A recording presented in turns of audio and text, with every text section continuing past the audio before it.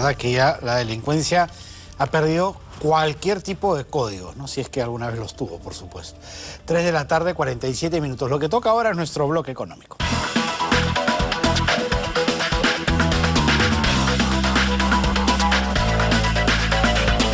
Hoy vamos a tratar un tema sumamente interesante, que es justamente cómo uno se tiene que preparar para una entrevista de trabajo.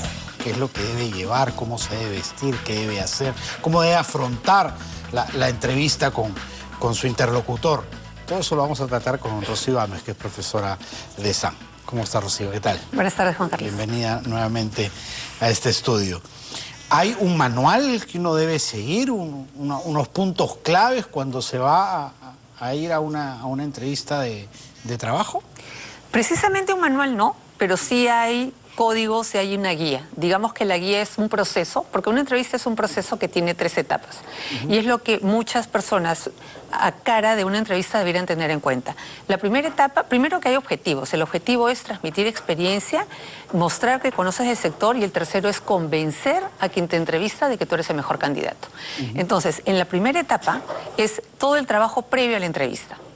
Es decir, averiguo cómo está el sector en el cual está la empresa a la cual me voy a presentar, cómo mis competencias están alineadas con el puesto, porque en algunos puestos sí te definen claramente cuáles son las competencias que buscan que tenga el candidato.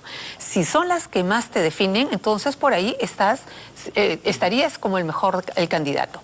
Segundo, tener actualizado tu CV. El CV... Es más, hay que tenerlo actualizado casi siempre, por lo menos una vez al año, porque hoy día el mercado es muy dinámico. Las posiciones, se abren nuevas posiciones, otras se van cerrando debido a ciertos factores por los cuales atraviesan las empresas. Entonces, cuanto más al día lo tengas, menos tiempo invertirás en hacerlo, de cero. Tercero, y diría hoy yo que el más importante dentro de esta etapa previa, es gestionar tus redes sociales, principalmente en LinkedIn. Porque en LinkedIn validas la experiencia profesional que tienes referencias de quienes han trabajado contigo y muestras que eres experto realmente en el tema. Y terminando la primera etapa es justamente estar preparado para la entrevista. Luego, la segunda etapa es la entrevista en sí. Debo llegar temprano, debo tener un poco de información. Temprano es incluso antes de la hora. 10 minutos por lo menos, sí, ¿no? Claro. Para que si el ascensor no funciona, llegues a tiempo, en fin. Y porque además a veces en la sala previa a la entrevista puedes identificar elementos que te den información acerca o de la empresa o de la persona que te va a entrevistar, y eso es muy valioso. Y ir sin conocer la empresa, por ejemplo, es un pecado. Te juega en contra.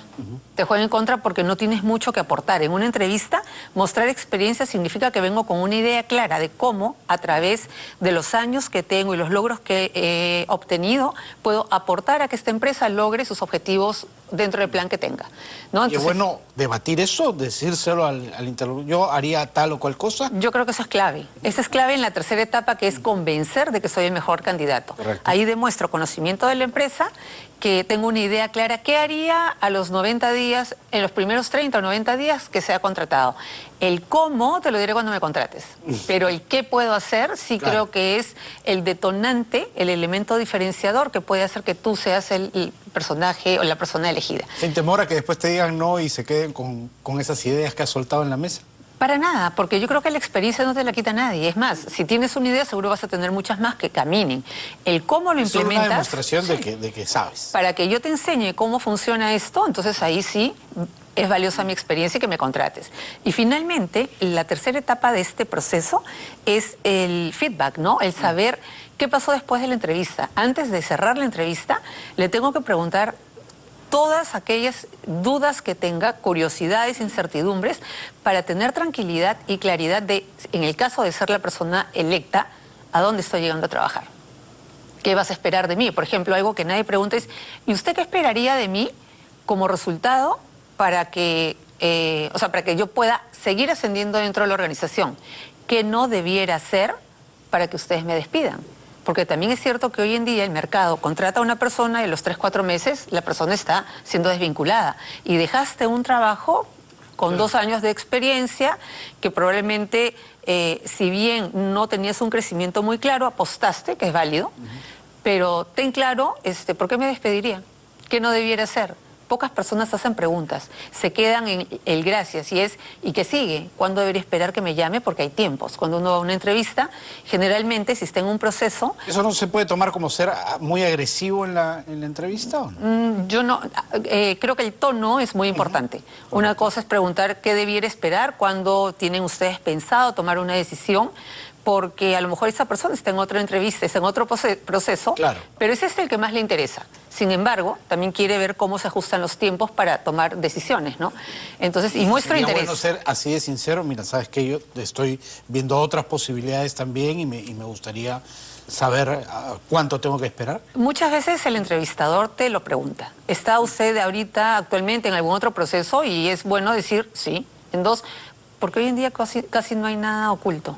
La misma gente, si tienes un buen networking, la misma gente se conoce porque son del sector y entre ellos mismos validan referencias acerca de ti. O sea que no decirlo simplemente es cosa de tiempo. Y es bueno, por ejemplo, proponer el salario que yo quiero recibir, porque a veces se queda en esa tira y dame de cuánto quisiera ganar, bueno, cuánto tienen ustedes para ofrecerme, pero cuánto quisiera ganar, y se quedan ahí en el... Es bueno ser sincero y decir, mira, yo menos de esto, ¿no? Generalmente hay un filtro, ¿no? Cuando a ti te convocan para una entrevista, quien te llama por la posición que tienes, los años de experiencia, ahí más o menos estás hablando, el nivel de responsabilidad ya es un rango, ya tiene un rango. Yo nunca hablo y no sugiero que las personas hablen de cuánto va a ser mi sueldo, sino de qué comprende el paquete salarial, porque puedes estar hablando del sueldo, de bono, utilidades, cursar estudios, sean en el país, sea afuera, a lo mejor me ayudas a mejorar el idioma. Entonces hay varios elementos que no solamente es el dinero. Entonces hablemos mejor de paquete salarial, cómo se compone y no solamente de una cantidad fija y fría, ¿no? Claro, porque hay que tomar en cuenta lo otro, que también tiene un valor. Sí, ¿no? pero eso te lo da la posición, ¿eh? O sea, sabemos que una empresa de cierto, en el sector, por ejemplo, en el retail, cuánto pagan, porque depende de sectores, depende de niveles, depende del rango de la empresa, de la facturación de la empresa. Entonces son varios factores que previamente debes haber estudiado, porque para eso es importante la información antes de la entrevista. Ya tienes más o menos varias dudas aclaradas y la entrevista es simplemente validar cuánta de la información que tú tienes realmente es lo que está sucediendo, ¿no? Cuenta, por ejemplo, también la forma de ir vestido. Tú hablabas de la puntualidad, por ejemplo, al llegar, que habla mucho de la persona, el cómo vestirse, de acuerdo, digamos, al sector al que uno va. La primera impresión sigue siendo válida, ¿no? Y es cierto que la validarás, reforzarás o cambiarás cuando empieces a hablar con la persona.